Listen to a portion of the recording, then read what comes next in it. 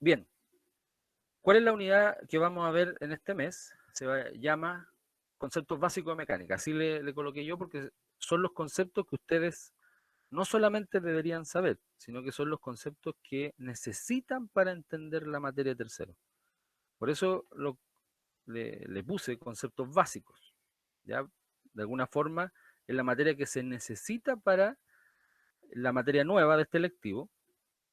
Y el tema 1, que lo vi con los segundos medios y lo voy a ver en más clases con los segundos medios, se llama cinemática. Con ustedes pretendo verlo en menos tiempo, entre hoy día y mañana. Entonces vamos a avanzar de forma más rápida que en los otros cursos. Bueno, ahí está mi nombre, ese soy yo un poco más flaco obviamente, pero está mi nombre para que no se le olvide y ojalá traten de trabajar siempre con el cuaderno. Independiente que yo lo esté mirando o no lo esté mirando, porque no es obligación tampoco que estén encendidas sus cámaras cuando yo presento, pero es bueno anotar, ¿ya? Es bueno anotar independiente que tengan todo esto luego en su plataforma o en YouTube cuando sube las clases. Es bueno anotar porque uno entiende su letra, entiende su orden, así que eh, se lo aconsejo, ¿ya? Bien, primero que todo, las magnitudes básicas de la física. En algún momento, cuando ustedes empezaron a tener física, yo no sé si les habrán definido qué significa la física. Y de alguna forma, por eso coloqué estas dos, este GIF y esta imagen de la serie de Big Bang Theory. La física proviene, según lo que ustedes también han visto en el colegio, en el liceo, proviene de las ciencias naturales. O sea, se podría decir que es una ciencia natural o que estudia la naturaleza. Viene de las ciencias naturales, donde está la química, la biología y la física, pero se especializa en algo un poco más específico. Esta serie, justamente se la recomiendo, tiene hartas temporadas muy chistosas, pero el personaje principal que está ahí, que es Sheldon, él es un físico teórico. Él es teórico. Su amigo, Leonard, es un físico experimental. Entonces, inmediatamente, cuando yo hablo de física, no solamente estoy hablando de números. Cuando yo hablo de física, estoy hablando de cálculos, estoy hablando de matemáticas, más lenguaje, por todos los símbolos, por todos los significados que tiene la física, más experimentos. Entonces la física no son solamente fórmulas, por si acaso. A mí me puede ir muy bien en matemática, pero no tan bien en física porque no entiendo lo que estoy haciendo. Eso generalmente pasa. O hay algunos que les encanta la física porque les gustan las películas, les gustan las series, les gusta saber sobre ciertos fenómenos naturales, pero no saben mucho de cálculo. Y la parte experimental principalmente se ve en la universidad, porque imagínense, este año va a ser difícil que hagamos tantos experimentos de forma online, pero la gracia de esta serie es que por lo menos te dice a qué se dedican, qué es lo que es un físico, cómo estudian, cuál es su trabajo. Entonces tenemos la física que puede ser teórica y que también puede ser experimental. Rach es un astrofísico de otro país y ahí tiene como otra mirada de lo que es la ciencia, y él ve la parte, la unión entre la física con la astronomía, que está muy en boga, está muy en moda, sobre todo con los viajes a Marte. Y el otro personaje es un ingeniero, un ingeniero espacial, que se dedica, después es como una especie de astronauta, un ingeniero espacial que también hace su aporte y de alguna forma te explica cuál es la diferencia de sus trabajos, ya de sus especialidades. Por eso, aparte de ser chistosa, se la recomiendo porque todos los capítulos se aprende algo de física. Hay una fórmula, hay un concepto que ellos lo tocan de manera chistosa y se les queda grabado en la mente. Por lo tanto, la física puede ser teórica experimental, se necesita de estas tres cosas, de la matemática, del lenguaje y de los experimentos, y aparte de las ciencias naturales, estudia todo lo que tenga que ver con el universo. Pero esta definición es un poquito complicada porque el personaje principal, Sheldon, por ejemplo, dice que él tiene que saber todo porque él es físico y la física estudia todo. Y en realidad no es tan así. Hay cosas que la física no estudia todo o no estudia todas las especialidades. Sí estudia el universo, pero estudia específicamente tres cosas del universo. No todo el universo en sí, porque si no, los físicos tendríamos que especializarnos en todas las materias, pues, y eso es imposible. Me gustaría saber si alguien sabe cuáles son las tres cosas que estudia la física del universo. ¿Hay alguien que sepa? ¿Que me las puede decir? ¿O se le ocurre cuáles pueden ser?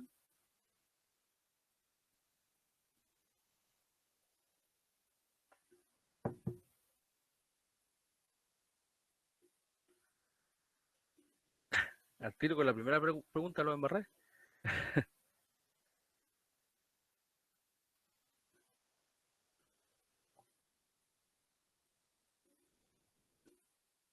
Bueno, parece que no es tan fácil responder.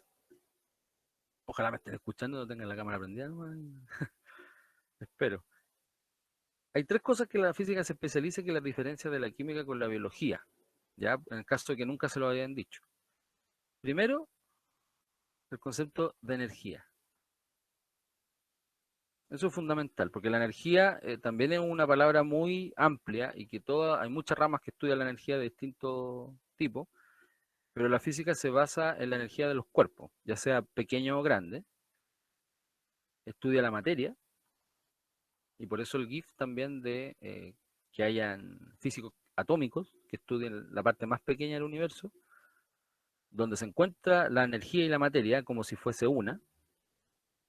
Y lo tercero, que es como un poquito más moderno, un poquito más nuevo, es el espacio-tiempo. Entonces, de alguna forma, la física se especializa en estas tres áreas del universo, que son parte de las ciencias naturales, pero para entender esto necesito de estas herramientas que están acá. ¿Ya? Son como los instrumentos que ocupa la física para entender la energía, la materia y el espacio-tiempo del universo. Eh, la energía y la materia igual comparten especialidad con la química y con la biología, de distintos puntos de vista, pero comparten. El espacio-tiempo es propio de la física. Es propio de la física y ninguna otra rama estudia eso, y sobre todo ahora que está en boga el tema de todas las películas de superhéroes, todos los viajes que se quieren hacer a Marte, las velocidades, las grandes velocidades que se están logrando con los cohetes. Todo se estudia con el espacio-tiempo y para eso son los físicos necesarios o los ingenieros que necesitan estudiar física. ¿Ya? Esta es la primera parte, por eso me interesaba primero explicarles qué significaba la física y por qué estamos estudiando estas cosas. Por lo tanto, yo necesito que ustedes sepan qué son las magnitudes físicas o las magnitudes básicas de la física. Si se quedan atrasados no importa, porque justamente todo esto yo se lo voy a mandar igual en PDF, todo lo que estoy escribiendo acá, porque todas las clases son distintas, así que independiente de que sea la misma materia, todos avanzamos de forma diferente. Consensos en la física. Los consensos son reuniones, son congresos, son acuerdos que se hacen cada cierto tiempo para poder definir ciertas cosas que todo el mundo debería hablar con respecto a asuntos científicos o fenómenos físicos. Entonces, independiente de que tenga distinto idioma, un científico de un país, de Japón, por ejemplo, que se quiera comunicar con uno de Chile, con los datos y con los consensos que se ocupan en describir las cosas físicas, se deberían entender. Por lo tanto, los acuerdos que se tienen en física principalmente es en torno a la medición. Eh, ¿Alguien sabe cuáles son las tres magnitudes físicas más importantes de la mecánica? ¿O cuáles son las que, por lo menos los que están en cuarto medio, han visto los años anteriores, cuáles son las que se repiten más?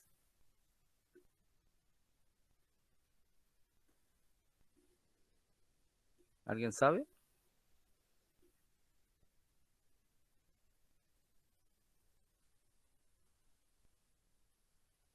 Movimiento. No escuché muy bien. Movimiento. El movimiento, por ejemplo, en la mecánica estudia el movimiento, una parte. Para yo poder describir un fenómeno, para poder calcularlo, necesito de magnitudes físicas.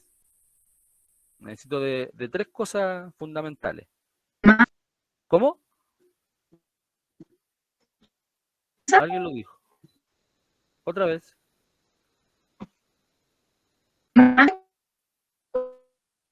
Está bien.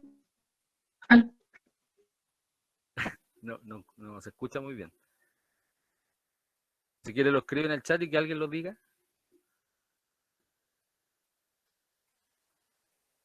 Profesor, con magnitudes se refiere como a metros, segundos y cosas así, ¿no? Claro, claro. Por ejemplo, ¿qué es lo que mide metros? Distancia, Distancias, longitud, longitud, longitud, eso. Una es longitud. Segundos, ¿qué mide? el tiempo Tiempo, y bien, y la falta masa, otra. supongo. Y la masa, bien. Parece que algo logré escuchar de la compañera que tenía problemas ahí de conexión, pero parece que dijo masa al principio. Sí, sí, lo que pasa es que ahora cambié el micrófono. Ya, ahí se escucha un poquito mejor. Ahí están las tres principales de la mecánica que ustedes se tienen que saber sí o sí. Pero hay que acordarse estas cosas que tenemos, ya nosotros en el lectivo de física tenemos que saber, que primero está la masa y que las variables físicas como la masa tienen un símbolo. La masa se escribe con la letra M. Uno dice, ¿por qué tiene que ser tan importante, por ejemplo? Porque la unidad de medida tiene que estar entre corchetes o paréntesis cuadrados para diferenciar esas letras con la otra. Entonces la masa se escribe con una letra M mayúscula, me salió horrible la M, ahí sí, la M mayúscula, y la unidad de medida en forma internacional, porque se hizo un acuerdo internacional, es el kilogramo. No quiere decir que no existan otras unidades de medida.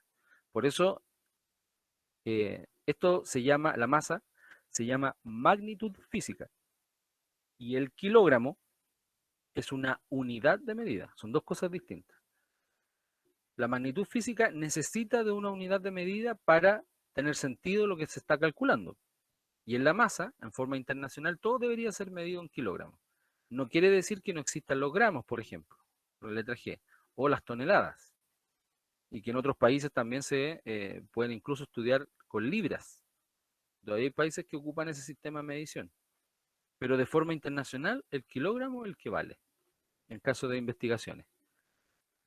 La segunda variable, o magnitud física, es el tiempo. El tiempo, que se escribe con la letra T, generalmente es una T minúscula. La unidad internacional es el segundo, una letra S, que tampoco quiere decir que no se pueda medir el tiempo en minutos, en horas, en días terrestres o años. Y ahí tenemos un sinfín más de otras que se ocupan en astrofísica también. Pero el segundo es lo que corresponde, ya en caso de que uno tenga que hacer una investigación. Y la número 3 es la longitud, que es la letra L mayúscula, la que siempre aparece como longitud, y que dentro de la longitud tenemos otras medidas, como dijo el compañero, distancia, tenemos amplitud, desplazamiento, eh, trayectorias también se pueden medir en longitud. Entonces, se llegó a un acuerdo de que la longitud tiene que estar medida en metros. Fíjense que es una letra M minúscula, no mayúscula como la masa, y que está entre corchetes. Si yo coloco la M sin corchete, podría ser un prefijo matemático mili, por ejemplo, cuando uno escribe milímetros. Entonces, por eso es tan importante en la física los símbolos y escribirlos bien. Que también existen los centímetros que nosotros ocupamos en la regla, que aparece ahí en la imagen. Están los kilómetros, y en otros países también se ocupan las millas. Son más grandes que el kilómetro, perdón. Pero el metro es la unidad que corresponde en forma internacional. Entonces, estas son las tres magnitudes físicas más importantes de la mecánica. No solamente de la física, sino que de la mecánica. Y son las que yo necesito que ustedes no se les olvide y la tengan bien presente para la primera parte de la materia de física, que es astrofísica. ¿Alguien tiene alguna duda hasta el momento de estas tres? Ya. En el sistema internacional, como les decía, no solamente existen unidades para la mecánica, sino que se ocupa las unidades de medida y las magnitudes físicas para la física en general. Entonces, esto sí que entra siempre en la PDT, y hay que sabérselo. También todos los que estudiamos física tenemos que saber esto, que las magnitudes físicas primarias son 7. Primarias no significa que sean siempre las más importantes o se descubrieron primero, sino que las primarias quiere decir que no dependen de otras. No dependen de una anterior o de otra magnitud.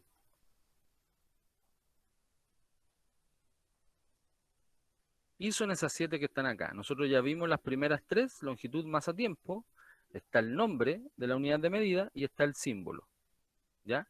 Como son las 9:40, nos vamos a tomar el break de 15 minutos, nos volvemos a encontrar a 9:55, pero no se desconecten. Va a quedar grabándose la clase, ya, no activen su micrófono, no, quédense ahí, déjenlo tal como está, y yo les voy a dejar esta diapositiva ahí, ¿ya? Primero me tengo que salir yo, ahí dice, desea mantener, voy a mantener las anotaciones para mandárselas después a ustedes. Y yo me voy a desconectar los 15 minutos y les voy a dejar esa diapositiva por si la quieren anotar, le quieren sacar fotos o sacarle un pantallazo. Bien, así que nos vemos a las 9:55.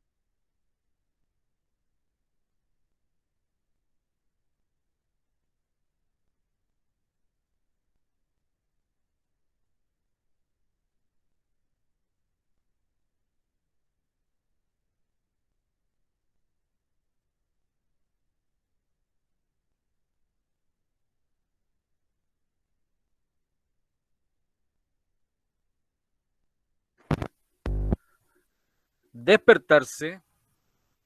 Volvemos.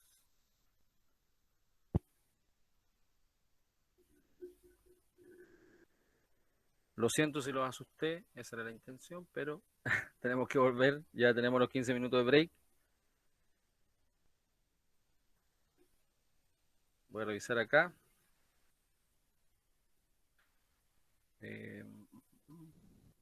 Distancia, tiempo, velocidad. Sí, la velocidad la vamos a ver en un momento. Energía, materia.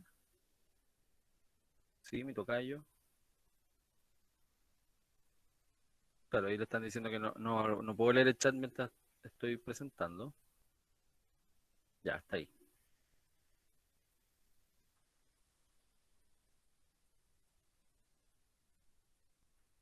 Entonces vamos a continuar con la presentación.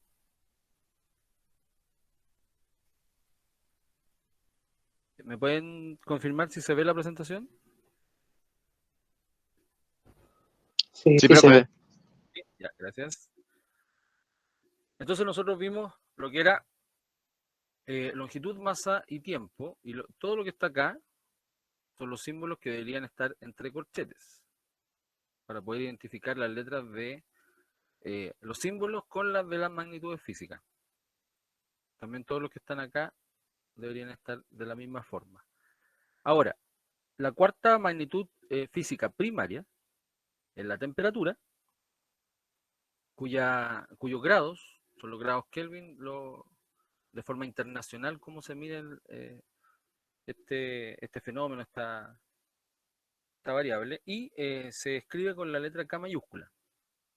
Ahora nosotros ocupamos los grados Celsius, y en algunos países también se ocupan Fahrenheit, pero en términos científicos deberíamos ocupar los grados Kelvin, o simplemente los Kelvin. Si se ocupan principalmente los Celsius en Latinoamérica, y los Fahrenheit en algunos países de Europa, y también en Estados Unidos, en América del Norte, en México también se ocupan. ¿Por qué entonces tenemos que ocupar Kelvin? ¿Alguien sabe por qué? ¿Por qué es una medida más exacta? ¿Y saben de dónde viene la escala Kelvin, por ejemplo? Disculpe, creo que es porque la temperatura mínima que puede alcanzar es los menos 2 o sea, menos 273. Grados Celsius, ¿cierto? Eso mismo. Eso, ya. O sea, Vale. se ocupa la escala Kelvin muy bien porque la escala Kelvin tiene lo que se llama el cero absoluto.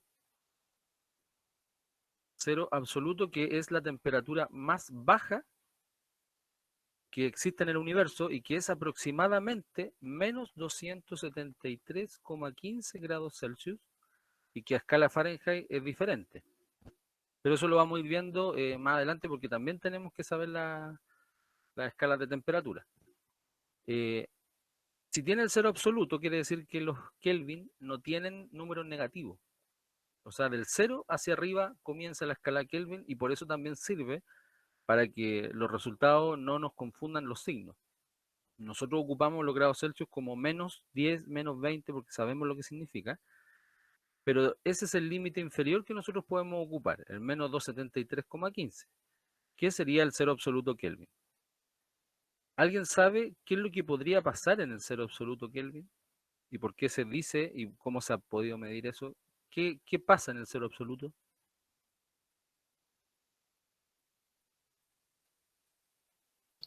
Era como que dejaba de haber movimientos entre partículas. Claro, y partículas que se muevan harto. ¿Cuál es la partícula que más se mueve en el átomo?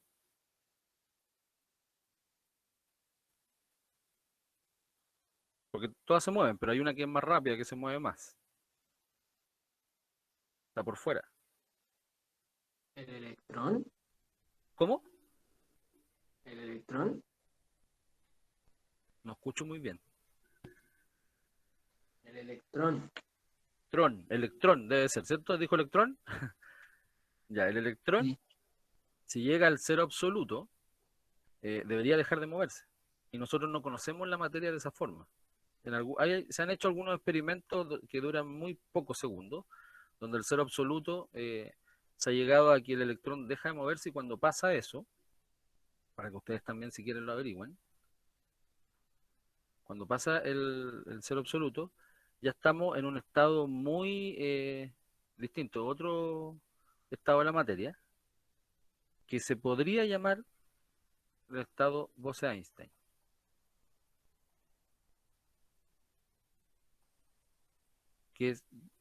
Se nombra como el quinto estado de la materia. En el caso de que se pudiese llegar al cero absoluto, la materia se comporta de forma distinta y cuando el electrón se detiene, el electrón es negativo, protón positivo, debería pasar algo diferente a lo que conocemos. Puede ser una implosión, pueden desaparecer, convertirse en energía, que es lo que dice Einstein, que debería desvanecerse la materia.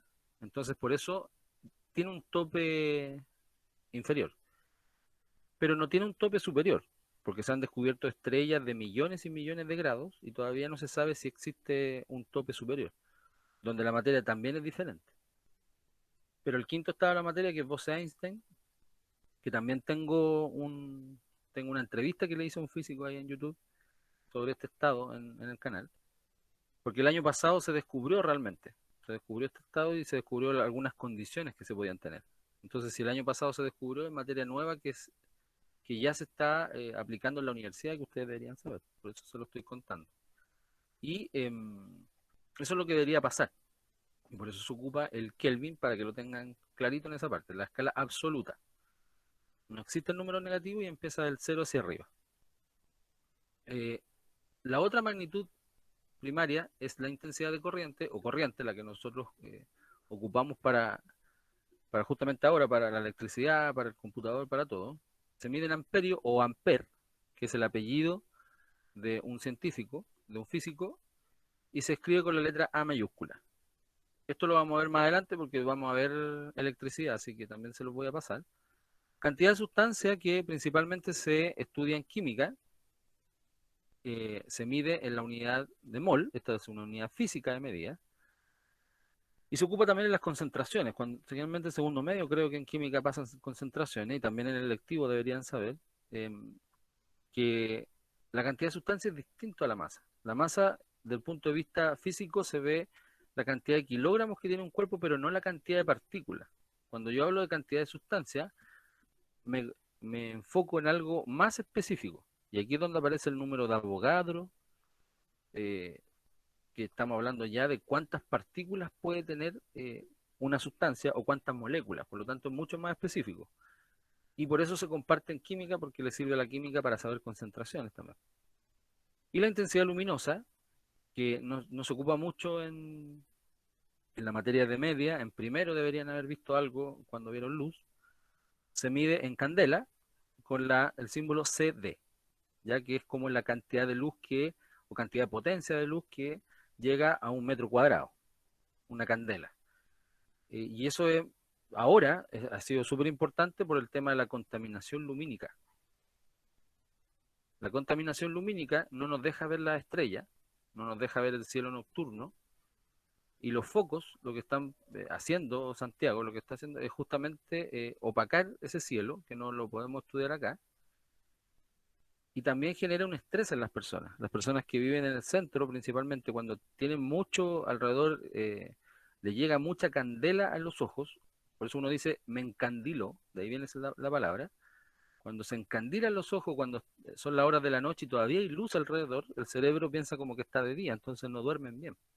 Por eso la contaminación lumínica ahora es importante, ya se están haciendo estudios al respecto para saber si realmente en las ciudades los postes están bien construidos, las luces de las plazas no deberían ir hacia arriba, deberían estar construidos hacia abajo, y también podría ser un proyecto de investigación. De hecho, estas 4 variables que están acá, perfectamente, yo les podría decir que esto podría ser un trabajo de investigación. Midiendo el estado de la materia, midiendo la cantidad de corriente que uno consume, o los aparatos ahora sobre todo que estamos de forma online. ¿Qué significa eso? ¿De dónde viene la corriente? Cantidad de sustancias. ¿Qué significan las concentraciones, por ejemplo? Cuando te receta el médico un remedio y te dice tantos miligramos, si tomo 2, ¿es realmente el doble de concentración o es solamente doble de masa? También es un tema. Y la intensidad lumínica es lo que le estoy contando. Entonces, todo lo podemos adecuar a un proyecto si es que ustedes tienen claro lo básico, que son estos conceptos que están acá. Recuerden que si tienen dudas, consultan, me interrumpen con el micrófono, ¿ya? Y si se quedaron atrasados, no le alcanzaron a sacar fotos o un pantallazo en la tecla, imprint, por si acaso hay una tecla en los computadores que pueden ir haciendo un Word si quieren de la materia y después pasarla al limpio, como ustedes quieran. No se preocupen que también lo van a tener después en Classroom.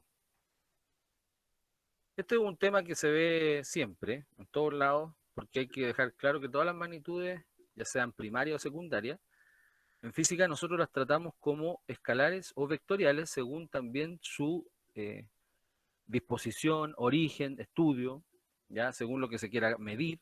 Por lo tanto, llamar una magnitud física vector o escalar es súper importante para poder definir el estudio completo, porque si no hay cosas que se nos pueden escapar en un experimento. Principalmente los vectores, que es lo que más se utiliza para poder graficar o para poder hacer sistemas, diagramas vectoriales, depende de tres cosas, que yo creo que ustedes lo han visto alguna vez: módulo, dirección y sentido. Eso de alguna forma lo han escuchado si es que no se lo han pasado. Y se representa principalmente con una flecha. Los vectores siempre se escriben con una flecha porque, si se fijan en el dibujo, en el esquema, nos indica un sentido, nos indica una dirección y también nos puede indicar un módulo, que la palabra módulo es lo mismo que la palabra magnitud y que significa tamaño y que se representa con una cantidad numérica o un número. Entonces todas las variables físicas tienen un número que corresponde al valor numérico y se acompaña de la unidad de medida que está entre corchetes. O sea, si yo quiero, por ejemplo, dibujar un vector que mide 100, si yo digo esta flechita que está acá mide 100 y digo que otro mide 200, no los puedo dibujar del mismo tamaño. El de 200 tengo que dibujarlo el doble que el de 100. Es la única forma de imaginarse un diagrama en donde haya coherencia con los módulos, con las magnitudes. Si no, no tiene mucho sentido dibujarlo si es que va a considerar como que todas las flechas son iguales, independiente del valor que tengan. Eso tiene que ver con el módulo. Y los escalares, las magnitudes escalares solamente tienen módulos. No dependen de una dirección ni de un sentido. Por ejemplo, la masa. La masa uno dice 50, la masa, perdón, voy a colocar M igual 50 kilogramos. Tengo una magnitud o un módulo que es el número y tengo una unidad de medida. Si yo la masa de 50 kilogramos hago que se mueva en una dirección o en un sentido, va a seguir teniendo 50 kilogramos. Lo mismo pasa con el tiempo. Pasaron 10 segundos, uno no especifica hacia dónde se fueron los 10 segundos, sino que solamente transcurrieron. Pero es distinto, por ejemplo, en un vector, el vector que más se ocupa y el más representativo es la fuerza. El vector fuerza, que se escribe con una F mayúscula y con una flechita, y quizá a lo mejor están un poquito más familiarizados con este concepto, pero que lo vamos a tocar más a fondo en el tema 2. Recuerden que estamos en el tema 1 de cinemática. Pero quiero también saber qué saben ustedes. Cuando nosotros hablamos de dirección y sentido, ¿alguien me podría decir cuál es la diferencia entre la dirección y el sentido? La diferencia entre dirección y sentido, profesor, podría ser, la dirección podría ser el camino, una calle, y ¿Sí? el sentido a cuál punta de la calle se está dirigiendo. Bien. Bien, eso lo mismo que aparece acá muy parecido a lo que aparece acá en el diagrama, que la dirección está representada con una línea punteada roja y el sentido por la punta de la flecha. Entonces el compañero tiene toda la razón, la dirección es una calle y el sentido es hacia dónde va, hacia qué parte de la calle va, hacia qué punta. Por lo tanto, en física existen tres direcciones. Son vertical, horizontal y 2 diagonales, pero solamente se dice diagonales. Nosotros vamos a ocupar esas 3 direcciones y esas son las que se ocupan principalmente para el estudio de los cuerpos que se mueven y dependiendo también del punto de vista que uno lo esté mirando. Porque, como dijo el compañero, yo puedo mirar la calle que está en forma horizontal. Pero hay autos que van hacia un sentido y los otros van en el otro sentido. Por lo tanto, cuando ustedes dicen voy en dirección contraria, lo que están diciendo es dirección contraria de vertical debería ser horizontal o diagonal. O si voy en forma horizontal y cambio la dirección, entonces estoy doblando la calle.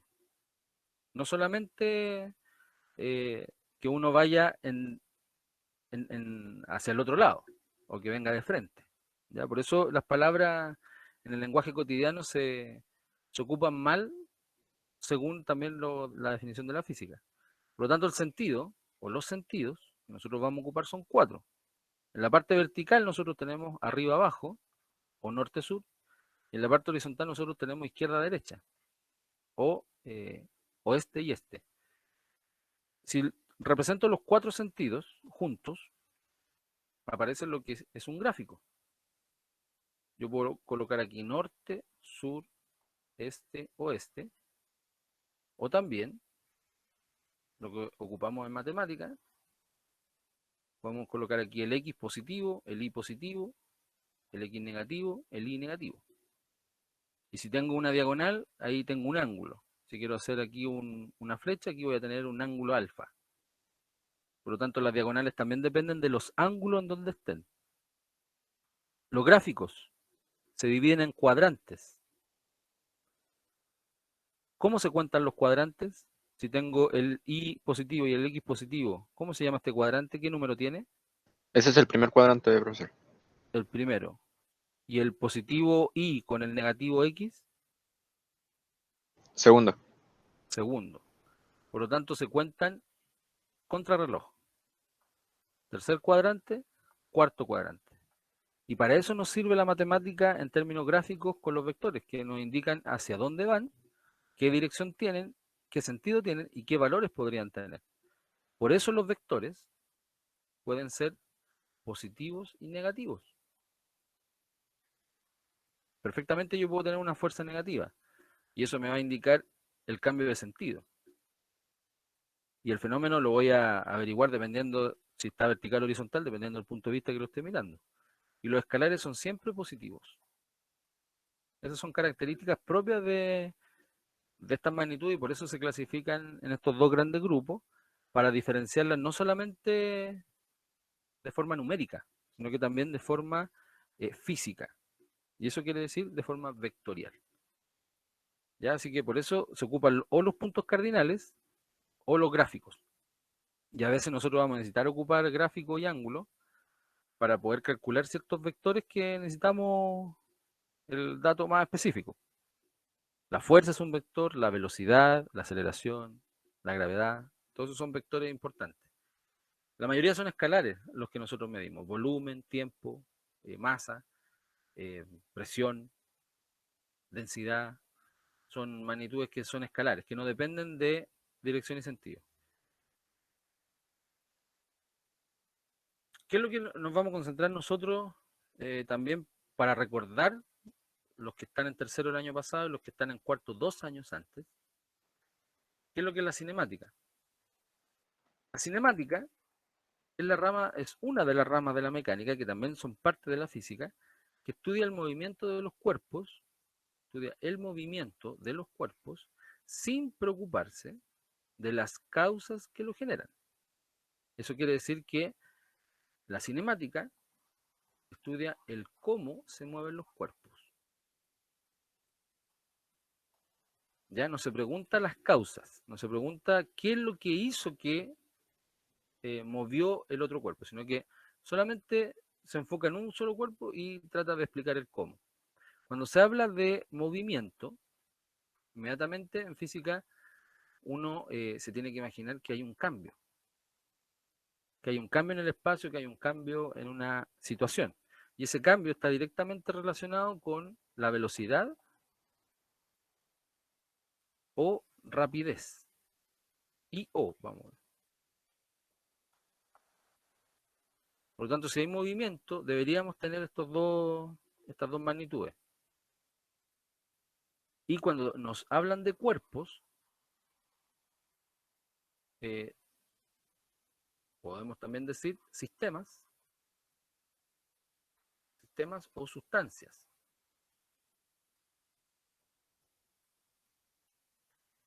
Donde hay cuerpos, sistemas o sustancias que tienen masa o que también no tienen masa y que tienen movimiento. Esa es como la gracia también de la física en comparación con lo otro, es que también hay cuerpos que no necesariamente están hechos de materia, pero que se mueven.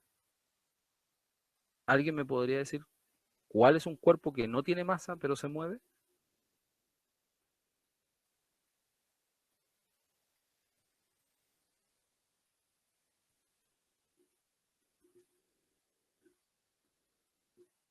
Silencio. ¿Lo ¿El vieron, aire o no? lo vieron en primero medio? Una pista. Ondas.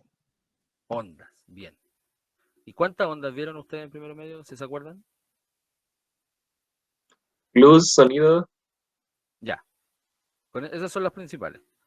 El sonido es un tipo de onda y el sonido uno no dice que tiene masa, uno dice que ocupa la masa para moverse. Por lo tanto, los cuerpos sin masa podrían ser perfectamente ondas. Y uno dice, bueno, si no tiene masa, entonces no se llamarían cuerpos, entonces se llaman sistemas. Sistema ondulatorio o fenómeno ondulatorio, las ondas se mueven. Y las ondas se mueven de un lugar a otro o vibran en el mismo lugar como la onda estacionaria. Y principalmente nosotros aquí encontramos el sonido que sí necesita de un medio material, pero el sonido no es materia. Y la luz, que también puede viajar por el vacío. Y esa luz no está hecha de materia, está hecha de fotones. Los fotones son energía. Entonces ahí hay una mezcla de conceptos que son súper importantes que ustedes lo sepan porque también se ocupan en mecánica como obviedad. Entonces cuando uno hace un ejercicio, uno cree que ustedes lo saben inmediatamente, por eso es bueno recordarlo. Las ondas no transmiten materia, transmiten energía y se pueden considerar cuerpos sin materia. ¿Ya? La luz es un fenómeno sin masa. Sin preocuparse de las causas. Eso quiere decir del cómo y no tanto el por qué.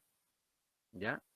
En física, para que ustedes ya, cuando estemos ya en temas un poquito más profundos, de espacio-tiempo, relatividad y quizás cosas que pasan en el universo como en la astrofísica, el por qué yo trato de eliminarlo un poco, ¿ya? Mejor pregúntense el cómo, dónde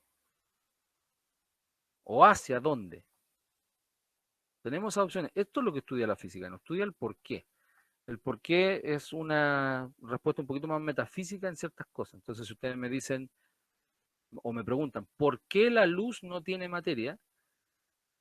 En realidad yo te puedo responder cómo la luz no tiene materia. O cuál es la causa física del cómo no tiene materia y se mueve igual. Pero el por qué, así como porque sí nomás, es difícil contestarlo. ¿Ya? O lo mismo del Big Bang. ¿Por qué pasó el Big Bang? En realidad no sé por qué, pero sí sé cómo pasó. ¿Ya? Eso es como la diferencia de las preguntas y las respuestas en física que van a ir surgiendo en el camino. ¿Ya? Así que el por qué, déjenlo un poquito de lado porque para eso está la filosofía y la metafísica. Y el cómo, el dónde hacia, donde están los cálculos, donde está la investigación, donde está como la parte más concreta, ahí es donde está la física. Y podemos responder a estas cosas en base a lo que estamos viviendo actualmente, sobre todo con los viajes a Marte que se quieren hacer. ¿De qué depende el movimiento de un cuerpo o partícula? Y también podemos llamar partícula a un objeto. El movimiento de un cuerpo visto por un observador, que es la persona que está midiendo, el que mide,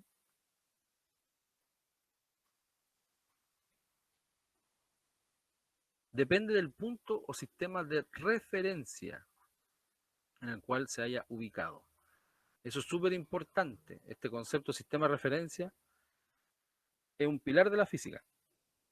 Porque si no tienes sistema de referencia, no puedes medir, por lo tanto no puedes saber el movimiento de una partícula, no puedes clasificarla si es que es rápido, es lento, si está estático o no está estático, tiene que tener un sistema de referencia. como lo que está pasando acá con el GIF que les puse acá. Si una persona ve en sentido contrario que va avanzando un auto que tiene la misma velocidad que el ave que está acá arriba, esta persona puede decir, ah, los dos están igual de rápidos. Si la persona va en sentido contrario, puede que diga, ah, no están tan rápidos, porque la velocidad disminuye cuando uno va en el mismo sentido de las cosas. Si tú vas en la carretera a 100 kilómetros por hora en un auto y miras hacia el lado y hay otro auto a 100 kilómetros por hora en el mismo sentido, lo más probable es que tú veas al auto que no se mueva. Entonces, si no hubiese el paisaje, si no vieras que alrededor las cosas avanzan, si sacas todo eso, va a ver el auto quieto, pero en realidad se mueve. Por lo tanto, depende del punto de vista que uno lo esté mirando. ¿Y por qué es tan importante? Porque ahí se dieron cuenta de que el movimiento es relativo. Ahí es donde está el concepto de relatividad, que lo popularizó Einstein, pero ya lo había estudiado Newton y Galileo cuando empezó esta pregunta de ellos mismos al decir cómo se mueven las cosas. Galileo por la parte de gravitacional, de cómo los cuerpos van cayendo, y de alguna forma Newton sí quería saber la causa. Por eso a él se le puede atribuir un poco el por qué caen los cuerpos. Pero después se dieron cuenta que más que el por qué, el cómo, porque todavía no se explica realmente el origen de la gravedad, sino que está. Se sabe que la gravedad está. Por lo tanto, el movimiento es relativo, ya que depende del sistema de referencia. Por eso es importante ponerse de acuerdo cuando uno mide las cosas. Si yo les doy un trabajo de investigación, por ejemplo, y ustedes tienen que calcular cosas que aparecen en internet, ustedes se tienen que poner de acuerdo. ¿Desde dónde, desde qué punto de vista lo vamos a mirar? Hay un trabajo muy entretenido que a lo mejor después alguien lo puede tomar cuando hagamos un listado de trabajo investigativo. Hay un tema, por ejemplo, con la tierra plana, con el terraplanismo, que tiene mucha implicancia, no solamente por decir, no, están tan equivocados, ¿cómo se les ocurre que la tierra es plana? Sino que lo entretenido es que los terraplanistas estudian física para poder afirmar que la tierra es plana. Y las respuestas de ellos son bien concisas, son bien contundentes, muy difíciles de contradecir, si es que no sabes física, si es que no sabes ciertas cosas. Entonces, por eso han convencido a mucha gente de que la Tierra es plana. Ahora, la pregunta es, ¿por qué nosotros vemos la Tierra plana? Porque en realidad, si uno se pone a observar, tú te paras en la calle, te paras en la plaza, miras para los lados, miras al otro lado, y te das cuenta que es plano realmente. Que el horizonte que uno ve es una línea. Uno no ve la curvatura de la Tierra si es que no tiene un campo muy amplio. Y en Chile las playas están como escondidas. Entonces cuando uno se coloca a mirar el mar, tiene un límite. No es que esté mirando más de 180 grados. Por lo tanto, si uno ve el horizonte plano, liso, si uno se para al medio ahí y ve para todos lados plano, ¿cuál es la razón de que ni siquiera sepamos que la Tierra se está moviendo? O sea, nosotros creemos que nuestro piso, nuestro suelo, es plano y más encima está quieto. Pero los físicos, los científicos nos dicen que la Tierra se mueve, tiene rotación y tiene traslación. Pero nosotros no sentimos esa velocidad. Y más encima, si nos dicen que es una esfera, para nosotros es un plano. ¿Por qué pasa eso? ¿Qué creen ustedes?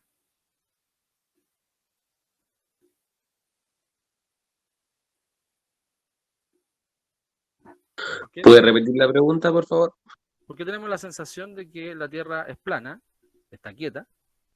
Todos los días nos pasa lo mismo. Si nosotros nos quedamos quietos, estamos quietos, pero en verdad se mueve y no sentimos ese movimiento.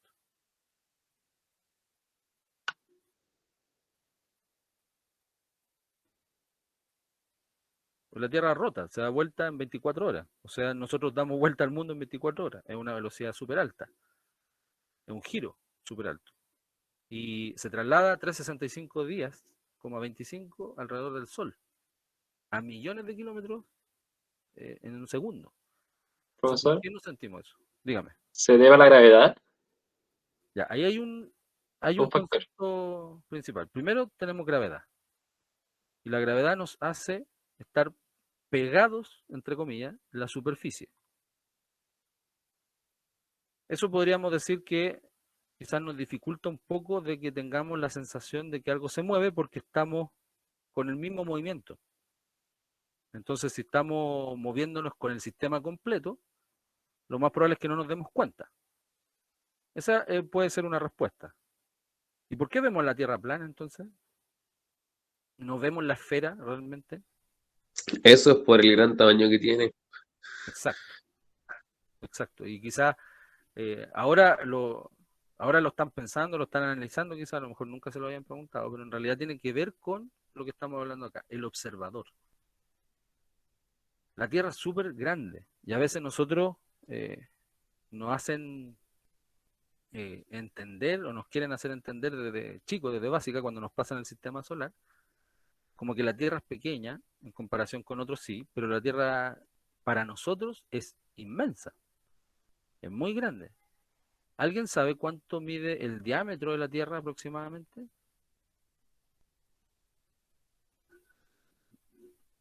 No lo estoy mirando, así que si quieren buscan rápido y lo pueden encontrar. Diámetro de la Tierra, ¿qué me podría decir el dato?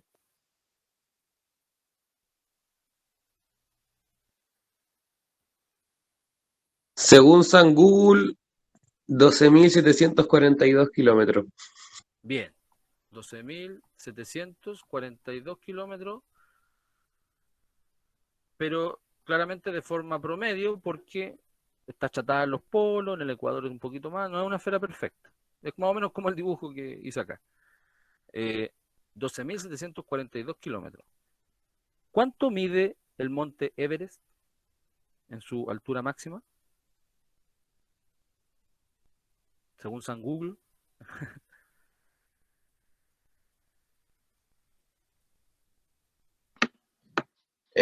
Lo que hice Google, 8.849 kilómetros. 8.800 49 kilómetros. kilómetros. Metros. 249 metros. Eso, ya. O sea, son metros, porque si no sería casi del porte de la Tierra. Son 8 kilómetros, casi 9. Si yo hago la comparación en este dibujo de 12.742 con 9, tendría que dibujar un puntito ahí. Ese puntito del Monte Everest. Por lo tanto, si la Tierra fuera un tomate, una manzana, una fruta, y yo paso el dedo por la superficie, ni siquiera me voy a dar cuenta que está el Monte Everest. Voy a sentirlo como un granito muy chiquitito. Imagínense nosotros. Igual, Dígame. perdón. No, dígame. Ay, no es que, por ejemplo, no me acuerdo dónde lo vi, pero hace mucho tiempo, que para mí tomó mucha lógica, es que la distancia que uno puede ver es mucho menor, aunque uno tuviera como todo el campo de visión de un horizonte completo, es mucho menor al 1% de lo que tiene la Tierra. Entonces, si uno agarrara de un circulito un 1% y lo ampliara, eso se vería recto. Exacto. Muy bien. Eso es justamente lo que se llama el sistema de referencia. Y por eso hay personas que se les olvida eso, lo que les estoy explicando yo, porque no saben cuánto mide el diámetro de la Tierra. Se les olvida que lo más alto son solamente 8 kilómetros y nosotros somos nada en comparación con eso. Entonces, si nosotros hacemos maximizar esto, hacemos un zoom, claramente esta esfera se va a ir como convirtiendo en planos, puras sumas de planos. Y dependiendo del punto donde yo esté, yo voy a ver la Tierra plana. Entonces, si yo, como dice el compañero, si veo menos del 1% de la esfera completa, siempre voy a ver un plano. Tendría que ser un gigante para ver más o menos el horizonte, pero aún así, a una altura más o menos grande de los aviones, más arriba de los aviones, aún todavía no se ve la esfera. Hay que salirse de ahí. Estamos hablando de 800, 1000 kilómetros hacia arriba, mucho más que la estación espacial. Por lo tanto, el punto de vista es súper importante, ¿ya? Y eso quizás es una de las refutaciones más importantes que se le puede hacer a los terraplanistas. También la sombra de los eclipses, cuando hay un eclipse lunar, se nota la sombra de la Tierra en la Luna, que es redonda. Y también se ha calculado el diámetro de la Tierra, ese dato que está aquí de Google. Antes eran 12.500, 12.300, porque hubo un personaje llamado Eratóstenes de Cirene, hace mucho tiempo atrás, más de 2000 años, que empezó a darse cuenta que si colocaban distintos palitos en distintas, de 1 metro, 2 metros, un palito en ciudades distintas, la sombra cambiaba. Por lo tanto, el triángulo que se hace ahí, si el Sol está en una parte, está en otra, el triángulo que se hace es un triángulo rectángulo con una sombra distinta cada uno. Si fuera plano, la sombra debería ser igual para todos. Entonces también con trigonometría se puede hacer el cálculo de Eratóstenes y también puede ser un tema de investigación. Entonces, si se fijan, la gracia que tiene la física y la gracia de esto, de que ustedes se estén preguntando estas cosas que les estoy colocando en la mente, es que puedan ser proyectos de más largo plazo y que ustedes se metan en este estudio porque siempre van a necesitar algo. Si yo quiero meterme en esto del terraplanismo, necesito trigonometría. Necesito ver los sistemas de referencia o por qué la Tierra gira alrededor, necesito movimiento circular, necesito cálculo, necesito fórmulas de velocidad, de distancia, y ahí ustedes se van metiendo en la física de verdad. Entonces, por eso es importante hacernos estas preguntas. De estas preguntas se derivan los cálculos, se derivan las fórmulas que ya se las van a aprender. Entonces, el movimiento es relativo, siempre, siempre, siempre. Entonces, yo no puedo percibir que el Sol se mueve tan rápido o que las estrellas se están moviendo tan rápido porque estoy muy lejos. Entonces, para mí el cielo es como, se repite todos los días, y de hecho el mismo cielo hace como 1000 años. No ha tenido ningún cambio. Pero sí el universo se mueve. Se ha comprobado con física, ya con electromagnetismo, con otros sistemas que ya van a conocer. ¿Cómo describir el movimiento? Con ese cuadro de ahí del tiempo, del espacio-tiempo. Para poder describir el movimiento necesito conceptos. Por eso yo les decía que la física también necesita el lenguaje, no solamente la matemática. Necesita de conocer qué es lo que es una posición, necesitamos saber qué es una trayectoria, debemos diferenciar lo que significa distancia de desplazamiento, y necesitamos también diferenciar lo que es rapidez con velocidad hasta llegar a la aceleración. Para poder describir un movimiento en cinemática, yo necesito todos esos conceptos que están acá. Entonces yo podría partir la materia de tercero electivo, suponiendo que ustedes se lo saben todo esto, ¿ya? Ojalá se lo sepan y ojalá que con el material que yo les suba hoy día en la tarde, lo puedan saber para mañana, que es la idea. Pues ya mañana vamos a seguir con la materia, ya vamos a cumplir la hora, nos quedan 2 minutos. Y la idea es que ustedes se adelanten a esto y mañana vamos más rápido. En la medida que yo les voy preguntando, ustedes ya tienen conocimiento de esto. Espero les haya servido el material y ojalá no tengan dudas a la hora de poder hacer los ejercicios. Aún así, pueden ver el video varias veces, todas las veces que quieran. Y si tienen dudas, me escriben al mail o lo hablamos por Classroom. No se olviden de suscribirse al canal